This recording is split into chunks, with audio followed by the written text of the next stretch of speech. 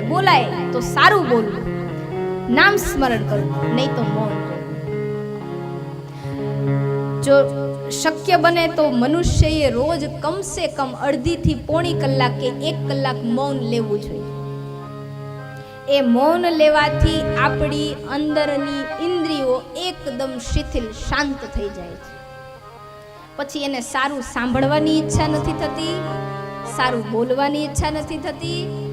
એટલે સારું મીન્સ મોહવાળું, આસક્તિવાળું. એને આસક્તિની ભૂખ નથી રહેતી. એટલે જેને સંયમમાં જીવન ગાળવું છે એ 1 કલાક મૌન રોજ રાખવું છે. પછી કોઈકને ત્યાં કોઈકનું ખૂન થઈ જાય એમ હોય ને તમે મૌન પાળીને બેસો, ઈ મૌન ન પાડતા. નહીતર કે મને તો ખબર હતી કે એનો વાંક નથી પણ મારે હતું મૌન, એટલે ત્યારે તમ તાર મૌન તોડી નાખજો પાછા. પણ ટૂંકમાં આ જીહવાને થોડુંક બાંધીને રાખવાથી આપણી સાત્વિકતા વધે છે.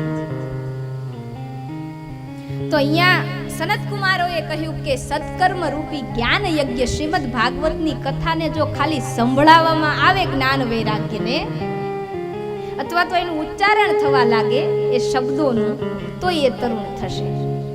નારદજીએ 10 દિશાઓમાંથી ઋષિઓ, ચારણો, ગંધર્વો, અપ્સરો, મુનિઓ, ત્યાગીઓ, સત્સંગીઓ, વૈરાગીઓ બધાને એકત્ર કરવા લાગ્યા. ગામો ગામ આમંત્રણ મોકલ્યા કે અમે કથાનું આયોજન કરીએ છીએ. તમે કથા સાંભળવા માટે આવો છો, બહુ સારી વાત છે. પણ તમે તમારી સાથે તમારી બાજુમાં રહેતા હોય, તમારા સગાવાલા હોય કે જે રીતના કોઈ પણ વ્યક્તિ હોય ને એને ખબર ન હોય કે કથા અહીંયા બેઠી છે, તો તમે ખાલી એમ કહો ને કે અમારી પટેલ સમાજની વાડીમાં અહીંયા કથા બેઠી છે અને આટલા વાગ્યાથી આટલા વાગ્યાનો ટાઈમ છે ને હું તો રોજ જવાની છું, તારે આવવું હોય તો કહેજે. અને એમ કે હા બેન, કથા તો સાંભળવી પુણ્યનું કામ છે, મને બોલાવજે. અને તમારા દ્વારા કોઈ વ્યક્તિ જો કથા સાંભળવા આવે તો જેટલું આ કથાને કરવાનું પુણ્ય છે એટલું જ પુણ્ય તમને મળે છે, કારણ કે તમે એને કથા સંભળાવવાના નિમિત્ત બન્યા. તો અહીંયા નારદજીએ બને તેટલા લોકો સુધી આમંત્રણ પહોંચાડ્યું, કથાનું આયોજન થયું, કથાની શરૂઆત થઈ. સનત કુમારો નારદજી સમક્ષ હજી તો ભાગવતનું મહાત્મ્ય સંભળાવી રહ્યા છે. અને એટલામાં તો જ્ઞાન વૈરાગ્ય સાથે ભક્તિ તરુણ થયા, તૃપ્ત થયા અને જાંજ પખાજ વગાડતા, કલતાલ વગાડતા, જય ઘોષ કરતા, ભગવાન શ્રી હરિનો જય જયકાર કરતા ત્યાં પ્રગટ થયા. બોલીએ ભક્તિ મહારાણી શ્રીમદ ભાગવત મહાપુરાણ કી જય. તો ત્યાં ભક્તિ દેવી જ્ઞાન વૈરાગ્ય સાથે પ્રગટ થયા છે, માત્ર મહાત્મ્યનું શ્રવણ કરતા.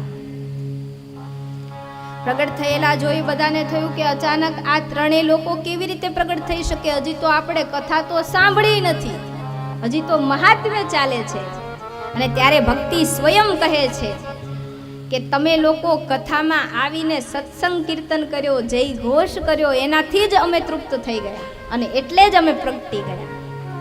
અહીંયા કથામાં તમે કથા સાંભળવા બેઠા હોય ને તમારું ચિત્ત જો ખરેખર કથામાં હોય, તમે સાંભળી રહ્યા હોય, તમે સમજી રહ્યા હોય, તો તમને પડે પડે જોજો તમારા રૂવાડા ઊભા થશે, ક્યારેક રડવું આવશે, ક્યારેક ભાવુક થઈ જશો. આ કોઈ બીજી વસ્તુ નથી. આપણે ત્યાં એમ કે ને ફલાણા ભાઈ ને ફલાણા બેન ને માતાજી આવ્યા, બસ આ ઈ જ તરંગ છે કે જે આપણા હૃદયમાં ઉત્પન્ન થાય છે. અને સત્વગુણ જ્યારે પ્રગટ થાય હૃદયમાં ત્યારે રૂવાડા બેઠા થાય, ઘણીવાર રડવું આવે, ઘણીવાર ભાવુક થઈ જઈએ, ઘણીવાર એમ થાય કે કોઈનું નથી સાંભળવું, ક્યાંય નથી જવું, બસ આઈના બેઠું રહેવું છે, પાણી નથી પીવું, જમવું નથી, કાંઈ નથી કરવું, બસ કથામાં બેઠું રહેવું છે.